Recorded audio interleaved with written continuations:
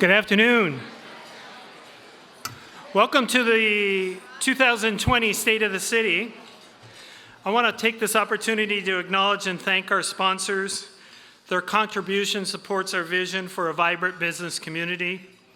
Please join me in acknowledging them and bringing their business to Folsom. Today's State of the City is supported by our business community, and thank you to the following companies as being our presenting sponsors: Elliott Homes, Intel, and Safe Credit Union. How about a big round of applause for them?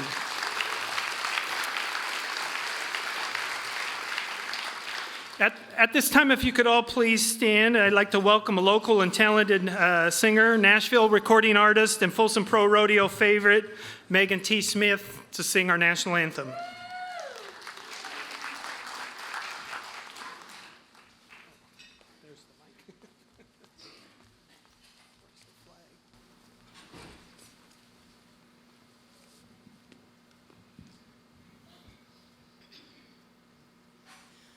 Oh, say, can you see by the dawn's early light what so proudly we hailed at the twilight's last gleaming, whose broad stripes and bright stars through the perilous fight, o'er the ramparts we watched were so gallantly streaming, and the rockets regular, the bombs bursting in air, gave proof through the night that our flag was still there. Oh, say does that star-spangled banner yet wave o'er the land of the free and the home of the brave?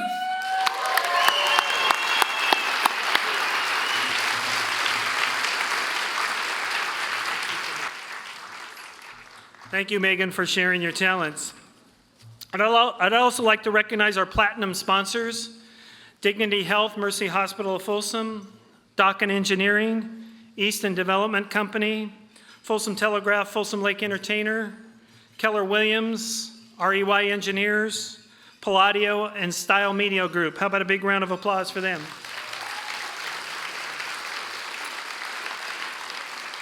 At this time, I'd like to welcome to the stage Senior Pastor of Lakeside Church, Brad Franklin, to lead us in our invocation.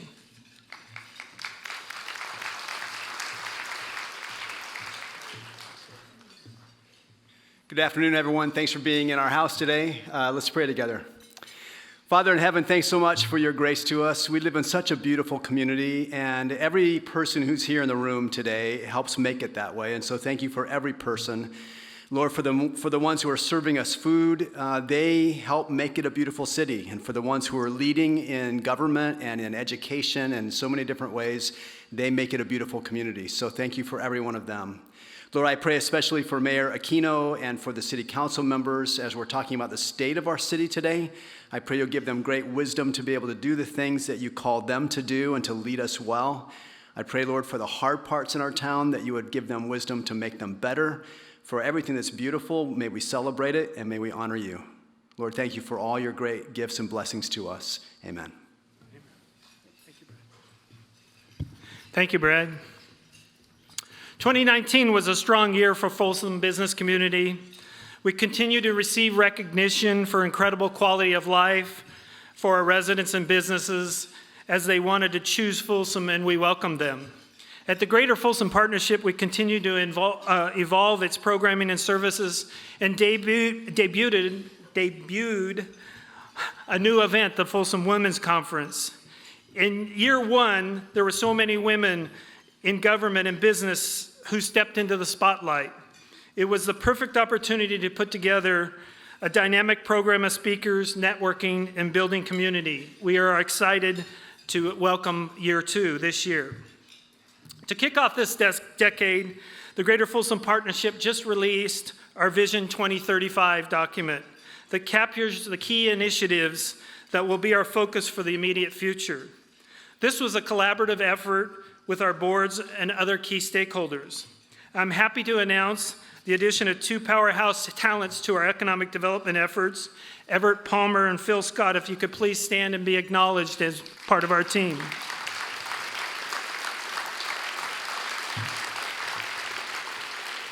This newly invigorated Choose Folsom team will be strategizing about our 2020 goals that will directly impact the success of tourism and economic development plans. My commitment to each of you is to continue our ongoing work effort to keep Folsom as a regional leader across all fronts. We are looking forward to a decade that presents major opportunities for all that are prepared and ready to own their future. We are the organization. We are proud to be aligned with so many strong partners in this community. Thank you for your enthusiastic support, and let's succeed together. We appreciate our gold sponsors also, the City of Folsom, Kaiser Permanente, Palmer, Kazajian, Wool, and Hudson, SMUD, Wells Fargo, and Folsom Ranch. How about a big round of applause for all of them?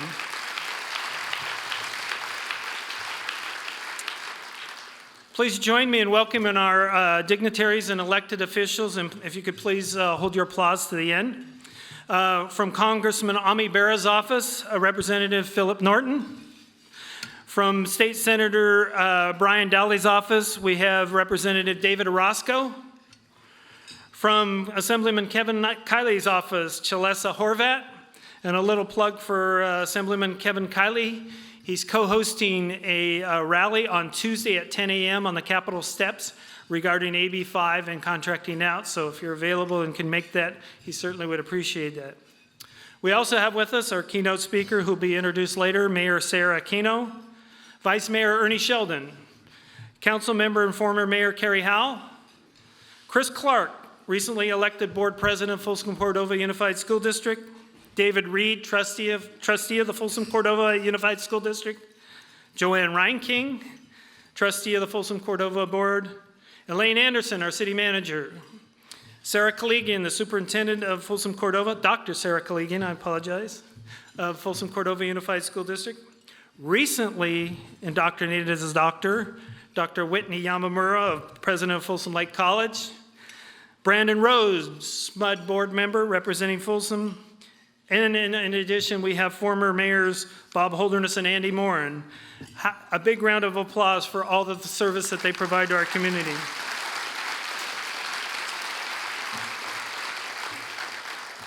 In addition to them, the Greater Folsom Partnership representing the Chamber, the Tourism Bureau, and the Economic Development Corporation, we have several community leaders that are with us here today. Namely, our chair of the Chamber of Commerce Board, Jamie McCullough from Wells Fargo, the chair of our Board of Directors of the Tourism Economic Development Corporation, Candy Harper from Trainer Fairbrook, and our chair of our Folsom Community Development Corporation, Mr. Bob Holderness. If you sit on any of those boards, if you could please stand and be acknowledged, I'd appreciate it. Thank you for your service.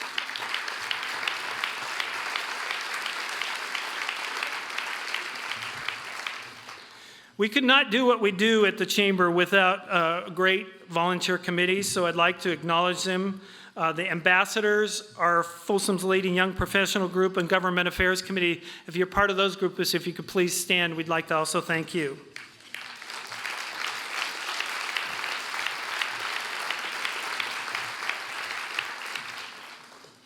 On February 22nd, we have our annual event, Tap Into a Cold One, at Folsom's Winter Brew Fest at Palladio. I encourage you to follow us on Facebook and Instagram. The strength of the partnership between the City of Folsom and the Greater Folsom Partnership is the foundation of our local economy and the resulting quality of life enjoyed for all our residents. Thank you to all of our local leaders for their efforts on their behalf. At this time, it's my pleasure to introduce our Mayor, Sarah Aquino. Sarah was elected to the City Council in November of 2018 and was chosen by her colleagues to serve as the Vice Mayor in 2019 and Mayor in 2020. Prior to her election on the council, Sarah served 4 years as a member of the Folsom Cordova Unified School District Board of Education. She currently represents Folsom at the Sacramento County Local Agency Formation Commission, the Association of California Cities Aligned with Public Safety. She also sits on the city's Retirement Board of Authority. She represents the California 1st Senate District and Citizens Advisory Committee for Folsom State Prison and California State Prison Sacramento. She's a past chair of the Folsom Chamber of Commerce, former library commissioner, 3-time PTA president at the Russell Ranch Elementary, and a former member of the Folsom Cordova Unified School District Education Foundation. In her spare time, Sarah sleeps. One of Sarah's focuses this year is that she holds office hours every Thursday from 2 to 5 to welcome each and every one of you to drop in and ask questions, share concerns, and say hello. She holds mobile office hours one Saturday each month at various locations in the city also. Sarah's a licensed life and health insurance agent and runs her family's insurance agency. She grew up in Fair Oaks, attended public schools in San Juan Unified School District, and graduated from California State University, Sacramento. Her husband, John, is a physical education teacher and physical education and adaptive education teacher. They've been married 20 years, and they have 2 children, one of which is in the audience with us here today, Ella. Now at this time, I'd like to take a moment for you to enjoy the spectacular beauty of this video that was produced by both the City of Folsom and Dovas Media.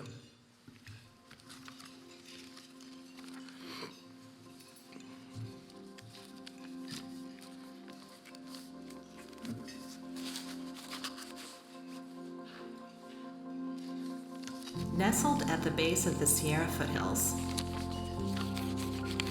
where distinctive by nature is life.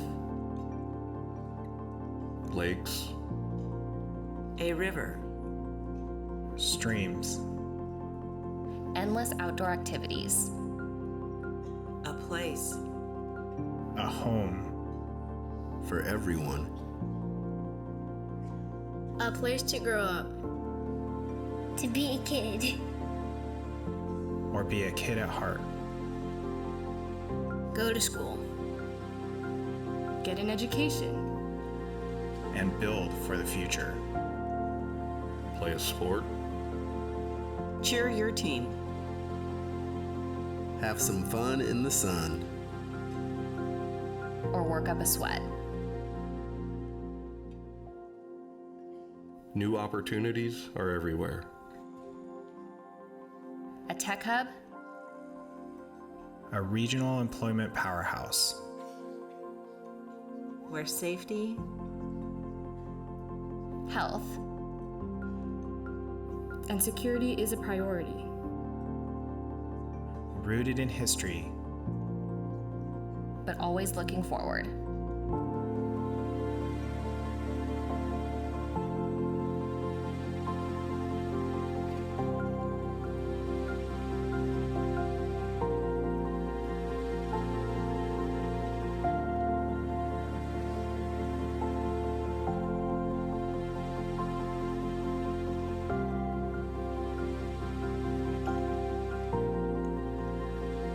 Folsom, California.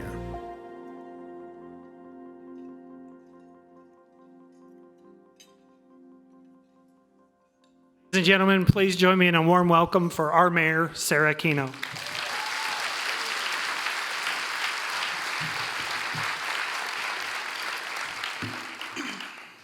Good afternoon. It is my honor and pleasure to be here today to report on the state of our city, and I'm grateful to be joined by Vice Mayor Ernie Sheldon, Councilmember Carrie Howell, as well as our fantastic city manager and so many members of our incredible city staff. I'd like to introduce three very special guests who are here with me today. My husband, John Aquino, our daughter, Ellie, who is a freshman at UOP, and my mom, Maggie Cox.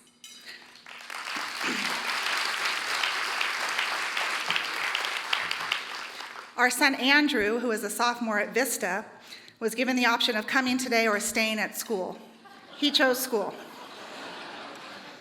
For your sake, I hope that says more about the quality of instruction at Vista del Lago than it says about my speech. Actually, this is probably the easiest year to give a State of the City speech. And mayors across the country are all using 2020 to talk about vision. And I confess that I started to go down that road. But as I was crafting my message, I realized there are two problems with my giving a speech about vision. The first is that I don't have any idea what it's like to have 2020 vision. This is a picture of me in the first grade at a church Christmas pageant. You'll notice I'm wearing glasses, I have an awful haircut, and I'm wearing a patch over my left eye to help correct a lazy right eye. 3 laser surgeries and 24-point font is the reason I'm able to give this speech without my glasses. But the second reason, the real reason that I didn't want to give a speech about vision, is because having a vision isn't enough. Now, don't misunderstand me. Having a vision is important. The city has a vision statement. We have a general plan that outlines our vision for land use through the year 2035. There's a vision for the Johnny Cash Trail. There's a vision of a river district. But if we want to be the best city in California in which to raise a family, run a business, and recreate, we need more than vision. We need ownership. Today, we have 49 beautiful parks in this city because Ernie Sheldon, Lynn LePage, Gary Mann, Rick Schaefer, and others took ownership of a vision to provide recreation and athletic facilities to residents of all ages. Sitting on the floor of Lynn's living room, they wrote the first parks master plan, and they successfully lobbied the council to adopt a development impact fee specifically for parks. Today, we have an organization in this city called Folsom's Hope that provides mentoring and after-school activities to students in grades 1 through 8. And that's because one woman, Salwa Kasabian, took ownership of her vision to provide enrichment, guidance, and love for at-risk children in our community. Today, Folsom is a full-service city with our own police and fire departments, in-house water and solid waste services, a library with the highest circulation in the county, and even our own zoo. And that's because in 1946, the Folsom Chamber of Commerce took ownership of a vision of self-reliance rather than dependence on the county. They spearheaded the campaign for incorporation, they drew a map of the proposed city boundaries, and they hosted a meeting for residents in the auditorium at Granite School. And what I find to be a fascinating tale of two cities, the guest speakers at that meeting were the mayor and the clerk from the city of Ileton, which at that time had roughly the same population as Folsom. Well, here we are today, 74 years later. The city of Folsom has 452 employees, a general fund annual operating budget of almost $92 million, a rainy day fund in excess of $17 million, a median household income of $107,000, an average home price of $561,000, a total assessed value for all property of $15.3 billion, over 36,600 jobs, the lowest unemployment rate in the county at 2.4%, 50 miles of paved bike trails, 347 acres of maintained parkland, a sports complex, an aquatic center, a senior and arts center. And thanks to our friends at Folsom Lake College and the Folsom Cordova District, we have schools that are the envy of the region. I could go on, but clearly, for the past 74 years, there has been a vision, and there have been council members, city staff members, business owners, community leaders, school board members, district staff, residents, and stakeholders who have taken ownership to ensure the vision became reality. But we cannot rest on our laurels. The truth is, what we do or don't do over the next 8 to 10 years will have a profound impact on the way this city looks, feels, and functions for the next 75 years. We have an opportunity, and at the risk of not sounding very mayoral, and remembering that we're in a church in front of Pastor Brad Franklin and my mother, I'm going to quote Kate White, the former editor-in-chief of Cosmopolitan magazine, author of the Gutsy Girl Handbook, and the keynote speaker at the inaugural Folsom Women's Conference hosted by the Greater Folsom Partnership this past November.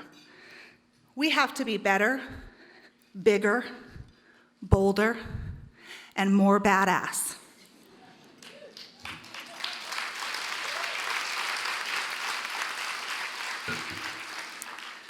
And ladies and gentlemen, we're starting at the top. When council members commit to engage in policy-level debate, communicate openly, honestly, and respectfully, and observe basic protocols about the way we conduct the city's business, the result is better outcomes for our community. As mayor, I'm committed to have a bigger presence in the city and creating more opportunities to engage with residents.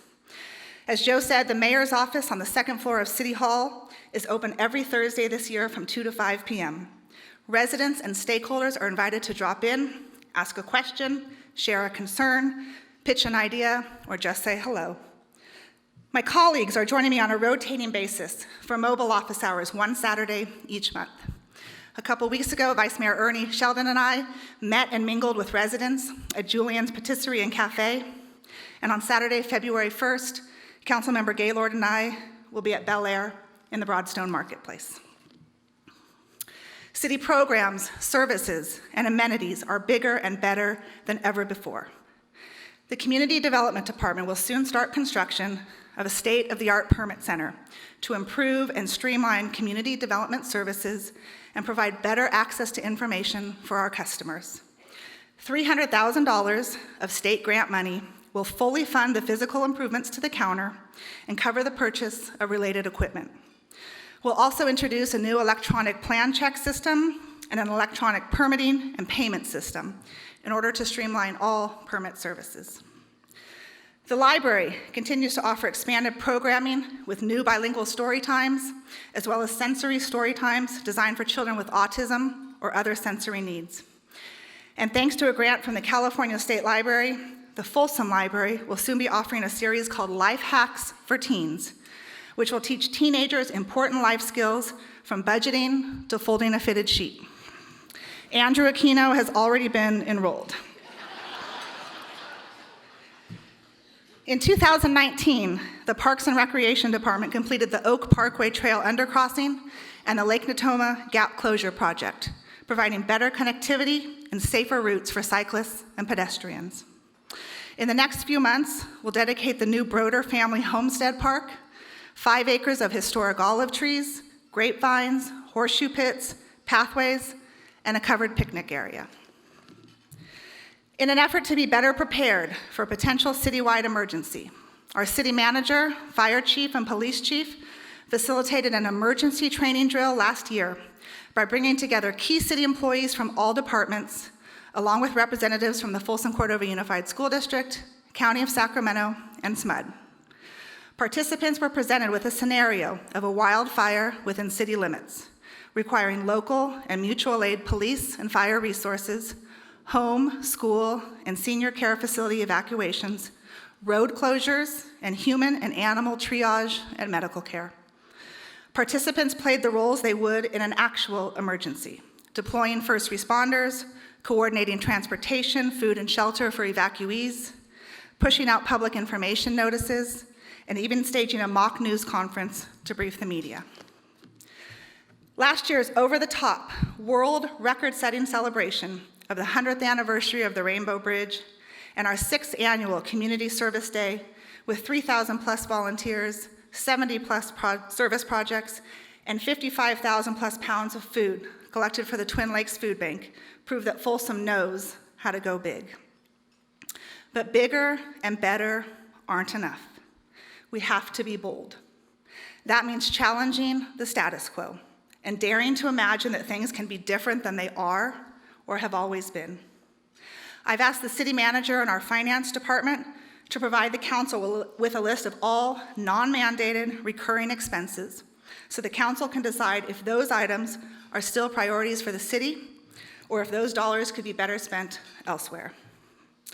In the coming months, I plan to reach out to the property owners and business owners in the Central Business District, the area bordered by Blue Ravine and Sutter Middle School, East Bidwell, and Riley Streets. We're going to invite them to partner with us to turn an aging commercial corridor into a vibrant mixed-use district. We'll ask them to help us identify projects and improvements that can be completed over time as budgets allow. Folsom is blessed to be distinctive by nature, and we have worked hard to balance residential and commercial development needs with preservation of our natural resources. The Greater Folsom Partnership conducted a series of focus groups to learn more about what amenities, if any, our residents and stakeholders would like to see along the river. As someone who spent 15+ years rowing and coaching on Lake Natoma, I wholeheartedly believe we can work with our state and federal partners to craft a plan that preserves this natural space while providing increased access so all may enjoy it responsibly. This old rower wants a boathouse in Folsom.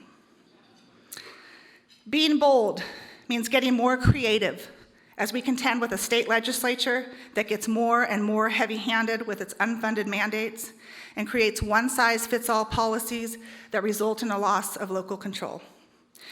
Being bold also means having the courage and the political will to confront our challenges head-on with open, honest discussions, practical solutions, and realistic expectations.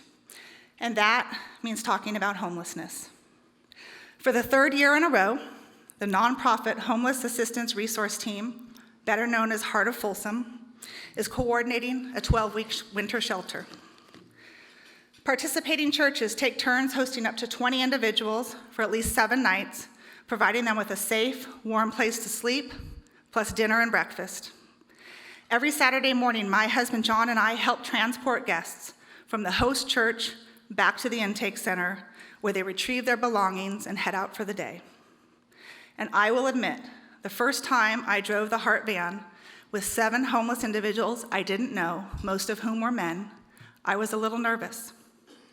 I've since learned most of their names and heard some of their stories, and while every individual I've encountered at the winter shelter has been polite and grateful, their challenges are significant. In speaking with one gentleman, we discovered that John, my husband, was his middle school PE teacher over 20 years ago. Now 35 years old, he's been homeless on and off since high school, and he's been a guest at the Heart Winter Shelter all 3 years. I know my former colleagues in the Folsom Cordova District work hard to ensure every student feels connected to a caring adult on campus. And while this gentleman went to junior high and high school in Sacramento, he shared with me that the cafeteria lady at his high school was like a mother figure to him.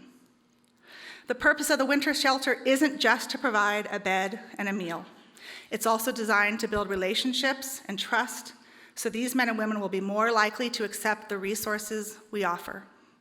The city has a contract with Sacramento Steps Forward, a nonprofit agency that manages over $30 million in federal, state, and local funds to provide shelter, housing, and services to people experiencing homelessness. Our contract with Sacramento Steps Forward allows for a navigator to be in our city 40 hours each week to serve as the point person in helping people transition out of homelessness. She's currently working with 35 individuals who are accepting assistance of some kind. We've also partnered with Sacramento County to bring a social worker to the community 10 hours per week. The social worker rides with a police officer, and together they respond to any call that may involve someone experiencing a mental health crisis. We are working closely with Supervisor Sue Frost's office to hopefully increase that social worker position to 40 hours per week in the very near future. Obviously, there's a need for transitional and permanent housing, and we are involved in ongoing discussions to find the solution that best meets the needs of our homeless community while balancing the expectations of our community. We also have to recognize that there are, and always will be, individuals who, for whatever reason, do not take advantage of the resources available. Although the Ninth Circuit ruling bars us from citing homeless individuals for camping in public spaces when shelter beds aren't available, we can, and do, enforce laws against stealing, trespassing, blocking the public right-of-way, drug use and drug dealing, and we will continue to enforce those laws whether the perpetrator is homeless or not. The police department's crime suppression unit is staffed by a sergeant and 3 officers who devote their time to addressing the community's quality of life issues and suppressing emerging crime trends. Our code enforcement team works vigilantly to remove camps from public property and encourages private property owners to do the same. This is a complex, difficult issue, and while the path out of homelessness is often 2 steps forward and 1 step back, there are some success stories. A veteran with a larger-than-life personality who has been a guest at the winter shelter this year recently found a job in Folsom and is on the road to sobriety. HEART currently has 8 individuals in transitional housing, all of whom are currently working or actively looking for work.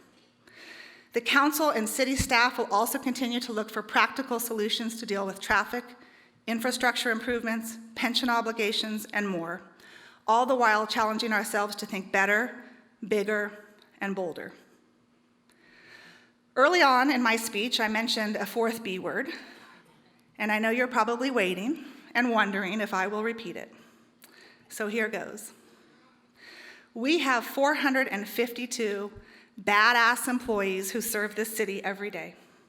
They are dedicated, they are professional, and they are experts in their field.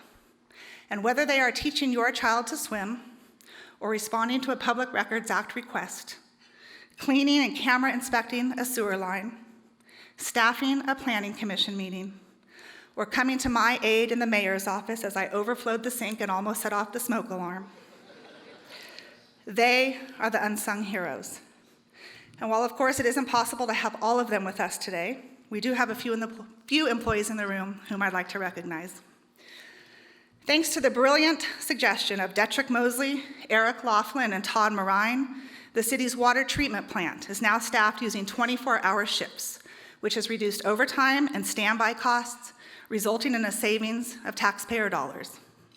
This new schedule also provides for additional security, improved response times to treatment plant alarms, and improved coordination with the United States Bureau of Reclamation for water deliveries to the city.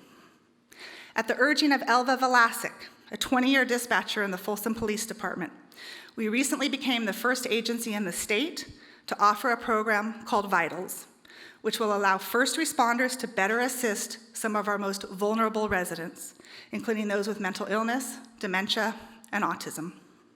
An app on the phone of each police officer and firefighter in this city, paired with a Bluetooth device worn by an at-risk resident, will give first responders real-time information in order to provide customized, compassionate care. Last October, I had an absolute ball riding in the cab of a solid waste truck driven by Greg Reinartz, a 21-year veteran of the Solid Waste Department. I was so impressed and so proud as I watched all of our drivers go out of their way to assist each other and our residents. They put cans out and away for residents who are unable to do it themselves. They finish their own routes and then help other drivers finish theirs in order to eliminate overtime and save the taxpayers money. They stop, get out of their truck, and greet some of our youngest, most enthusiastic residents with a smile and a toy garbage can. And they do it all while navigating narrow streets, parked cars, cul-de-sacs, and more. On behalf of my colleagues and the 78,000 plus residents we represent, I want to thank all of our city employees for taking ownership of the vision to make Folsom the best city in California in which to raise a family, run a business, and recreate. Detrick, Eric, Elva, and Greg, you're representing all of our city employees today, so would you please stand and be recognized?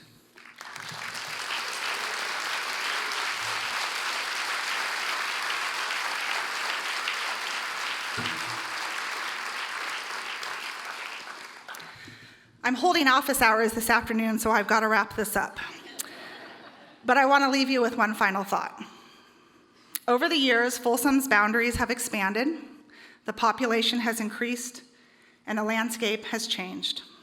But the feeling, the character, the values, the commitment to doing things the right way, those things don't have to change, and they won't change if we own the vision.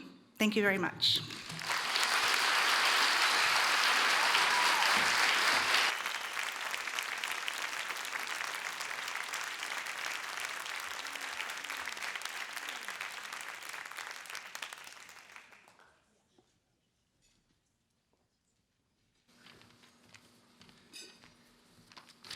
Thank you, Sarah, for a great presentation and your leadership. We look forward to all of us going to our office hours today. So I hope you have room. I want to thank all of you for coming today, our sponsors, and making this event possible. A big thank you to Lakeside Church and Off the Vine Catering. How about a big round of applause for them?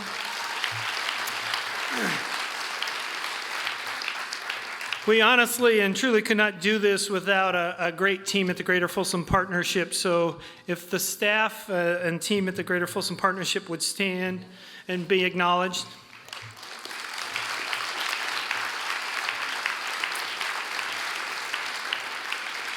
In particular, I'd like to call out Sherry Merrick and Libby Sino, who were the event planners for this event. Great job, and we appreciate all that you've done. You know, one thing I learned about from Sarah, which we all really appreciate when she was the chair of the chamber board, is that she wants to be prompt and on time, and I'm not sure that we've ever had a State of the City that's ended before 12:45. So on behalf of the Greater Folsom Partnership, I want to say thank you for joining us today. Please go forth with your day. May we all keep in mind something that's a little bit different than is happening at the national level, that we all must work together regardless of our differences, and to keep this wonderful community so special. So thank you very much.